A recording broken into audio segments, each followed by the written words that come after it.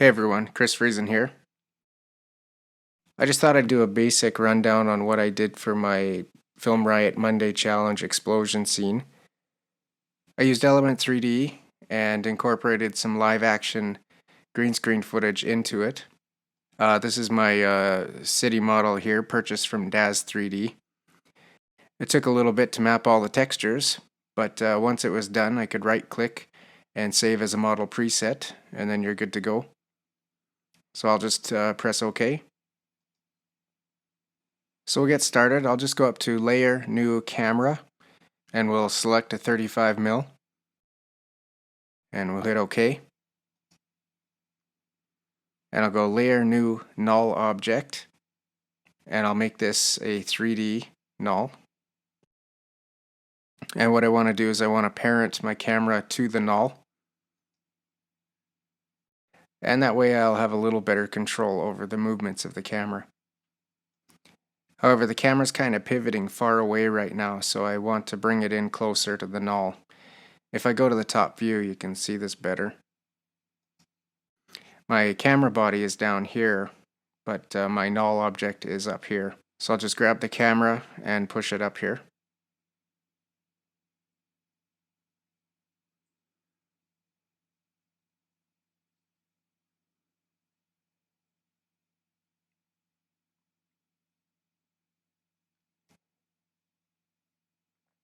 This way, if I go back to the active camera, it pivots a little better, a little tighter into where the null object is.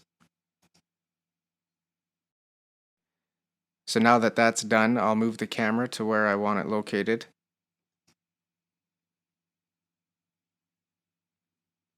And since we'll be moving back and forth in the scene, I'm just going to go to the 6-second mark here and set a keyframe for the position of the null. And then I'll go to the beginning and I'll push the camera forward and set another keyframe. This lets me easily change camera positions by just clicking at different points in the timeline. So in the original video, we had a few foreground objects. As well, we had some shadows casting on the back building. And in order to do that, we're going to end up duplicating instances of element. But before I do that, I'm going to want to light the scene, just because there's some parameters in element that I will make adjustments to. And if we already had multiple instances, I'd have to go in and individually adjust all of them. So I will change those now. There might be another way around that, but at the moment, I'm not sure what that is. So I'm going to go Layer, New, Light, and we'll make it yellowish in color and leave it as a point light, and we'll hit OK. So I'm going to go to the top view and push this light over above where I want it. Go back to the active camera and push this light down. Now I'll duplicate the light and I'll push it over here and slide it down the street towards the camera. I'll duplicate the light again and put it over here.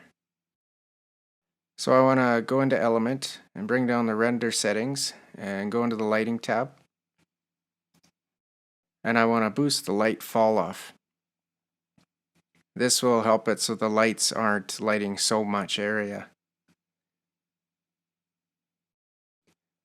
This gives it a little more of a real kind of look. I'm going to go into the scene setup, and there's a set of windows on the back building that I just want to adjust.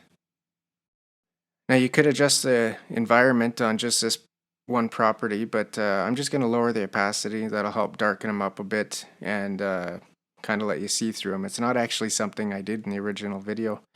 I just think it looks okay.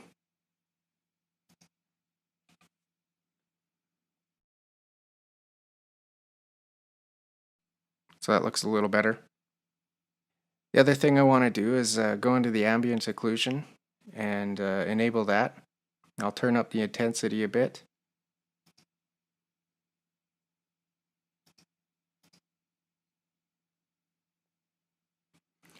And turn up the radius.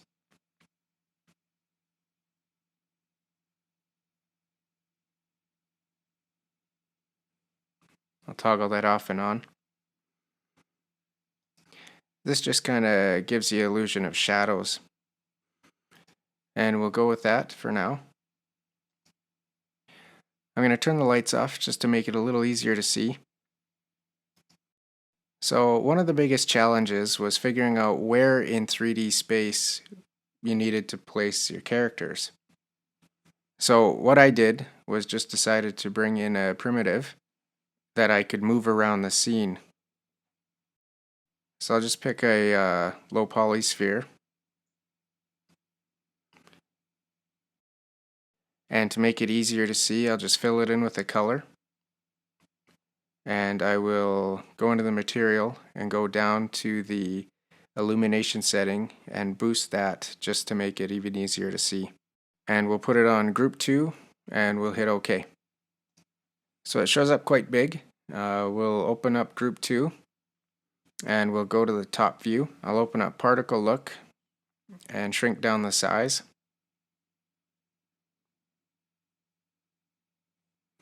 I'll go back to the front view, open particle replicator, and try to position the sphere so it's down at the street level. What we're doing is finding the location we want to put our character's feet. Since we're going for the approximate middle of the sphere, it's almost more accurate the smaller the sphere is. We'll at least know that we've got about the middle. So that looks about good. So now that that object is there, we have the coordinates here. So now I'm going to go Layer, New, Null Object, and I will make that 3D. And we'll call it Zombie Null. I'll hit P for position. And I'm going to go down to Element and open up Group 2, the particle replicator. And I can copy the XY position and paste to the zombie null.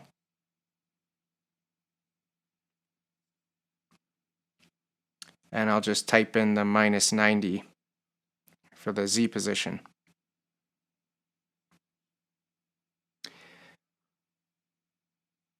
So now our null is right where that green dot is. If we scrub through here, you can see it's attached to the scene. So now that we have a null marking that spot, I will just adjust the green dot to find the new location at the back wall where we want the shadows.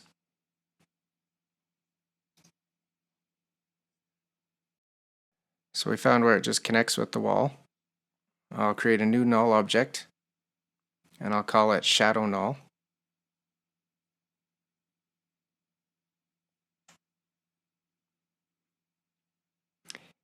And we have our new XYZ position, then we'll copy those to the shadow null. We'll make the null 3D.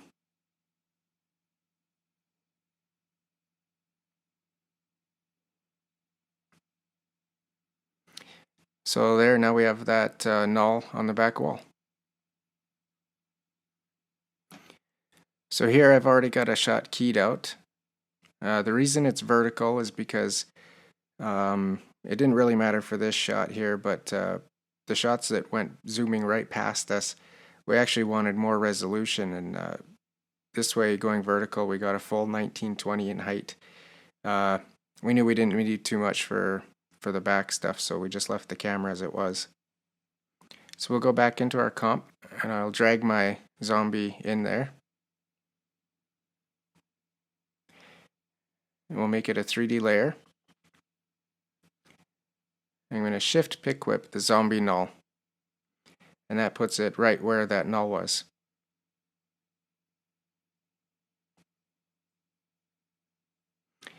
I'll just shrink the layer down a bit.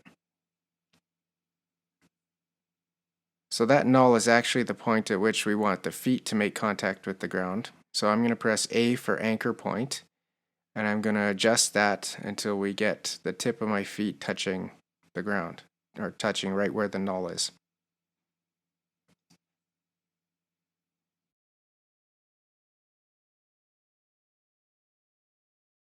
And I'll shrink that down a bit.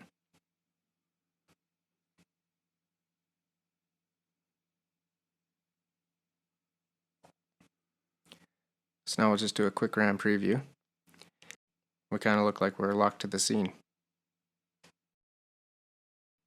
So without those coordinates, let's say we were just kind of shifted up a little bit here, we would look like we were floating above the road.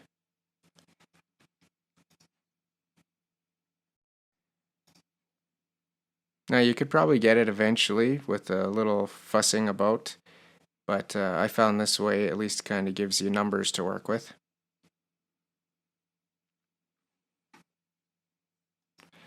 And we've also got this shot here. This is 2 of the takes. And this is going to be our shadows on the back wall. So I will go and type in fill. And I'll fill that in with the black. And I will copy that and paste it to the other one. So back into the comp, I'll bring in the shadow zombies.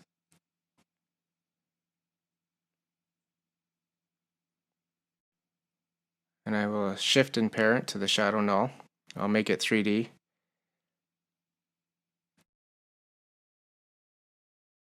And shrink it down a little bit.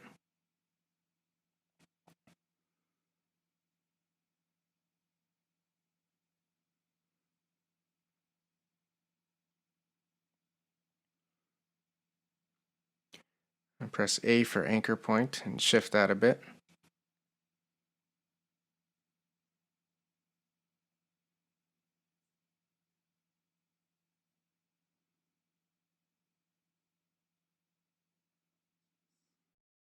So this bottom area where the wall meets the ground is where I want to have the shadow bend.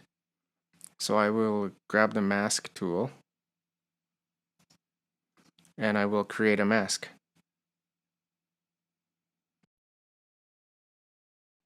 And I'll press Y for the pan behind tool, or you can find it up here.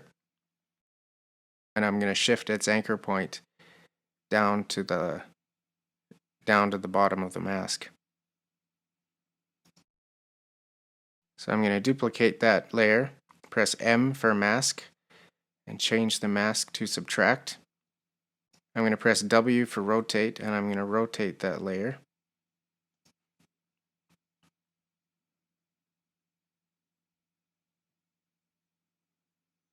And now I can try to scale it vertically. Actually, I'll go and press S and uncheck the constrained proportions, and I'm going to scale up the Y.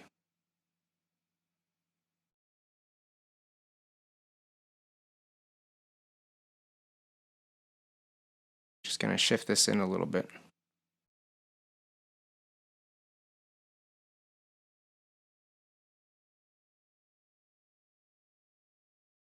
So I'll just select both these layers and press T, and I'll drop the opacity down a bit.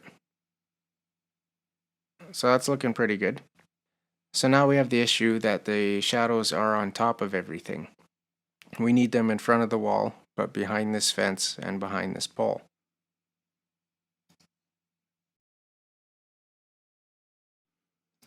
So I'm going to go into Element,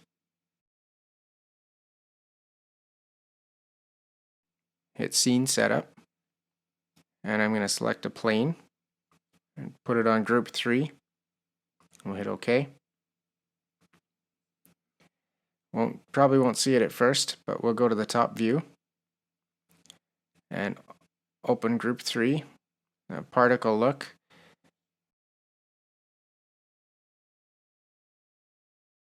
and we'll rotate it on the x-axis 90 degrees. Go back to the active camera, and you can see it there.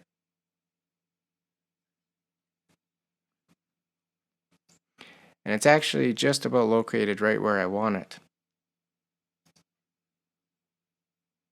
But I'll push it back in space a little bit. So I'll go back into Scene Setup. I'm going to select the material of the plane, and I'm going to go down here and select Matte Shadow. This makes it invisible.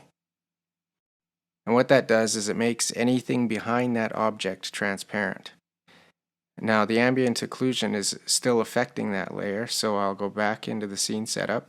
I will select the plane's material again and scroll down, and we can check to ignore the ambient occlusion. And that gives us a nice clean matte. So now with that done, I will duplicate the element layer, and I'll select the bottom one. I'll go into scene setup, and I will turn our plane off. It takes a second to load again, but now it kind of puts us back to where we were. So now I can take my shadow zombies and put them between the two element layers.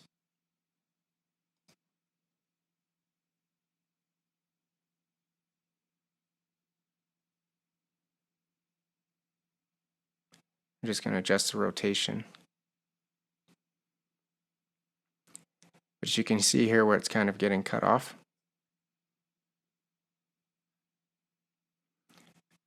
So I'll go into the top element layer,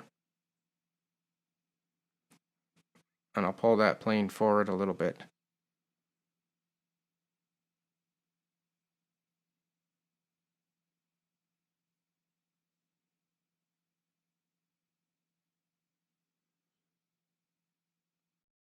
So now that that's done, I'm going to turn the lights back on.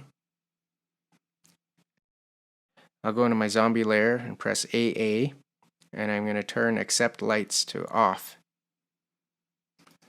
So I want to do just a little bit of color correction. I'm going to come over to effects and presets and type in curves, and I'm going to tweak it a little bit here and drop the shadows. And since it tends to get a little oversaturated, I'm going to come in here and type in tint, and I'm going to just tone that down a little bit. And we'll do a little overall color correction, so I'll create an adjustment layer, and I'll add curves again.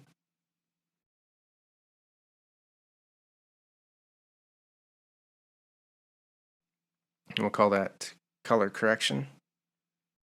And we'll do another adjustment layer. We'll knock it down, and I'll grab the ellipse mask, double click on that, put that to subtract, and I'll hit F, and I'll feather that out a little bit.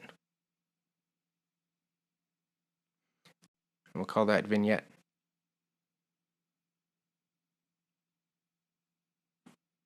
And adjust that a little bit more. Okay. So we'll just do a quick RAM preview.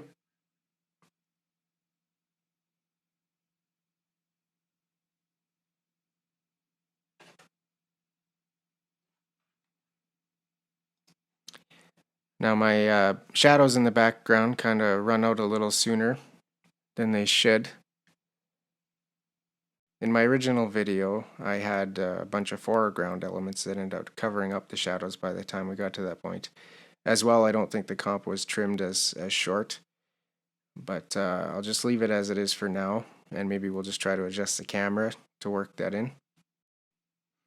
Another possibility is you could just time remap the shadow layer and slow it down a little bit to make it last longer. But I'll just see if I can maybe rearrange the camera a little bit so we have them out of the shot by the time they cut off. And one thing I forgot to do is I want to go into element, and I want to turn the spheres off that we had for locating. And we'll go into this one and do the same.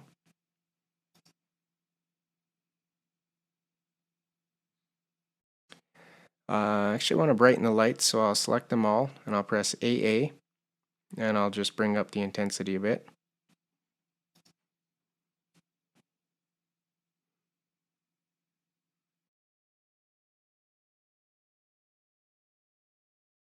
And another thing here is I just want to take my zombie layer and I want to duplicate it and rotate it on the x-axis.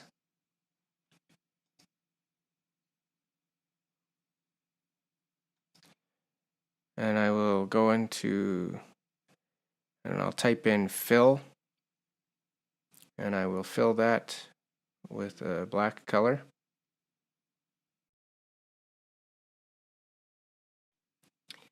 I'm going to stretch it up vertically, and I want to grab the mask tool, and I want to cut the feet off just so I can get a more even edge to place under my feet. And I'll push that back in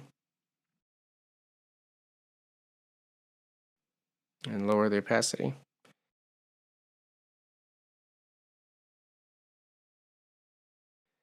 It's not perfect, but that should work for now. So we'll just do a quick RAM preview.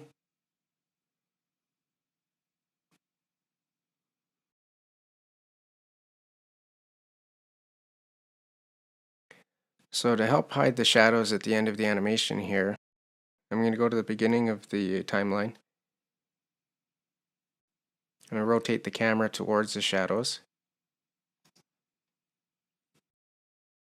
And by the time we get near the end, I'm going to rotate the camera back the other way.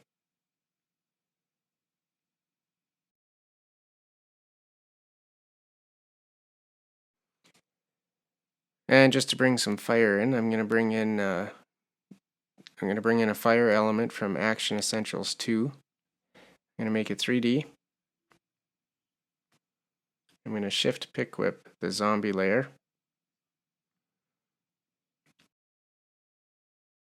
And I'll unparent it. I'll press A for anchor point, and I will adjust that up.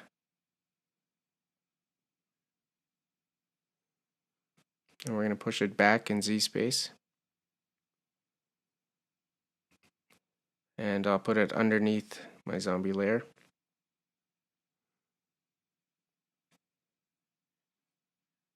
And in our color correction adjustment layer, I'm going to type in glow and apply that. And I'll bring up the radius and drop the intensity down and increase the threshold. So we'll do a quick RAM preview.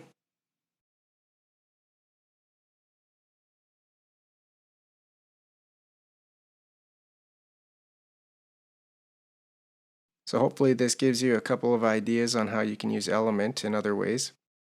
I hope you enjoyed this, and thank you for watching.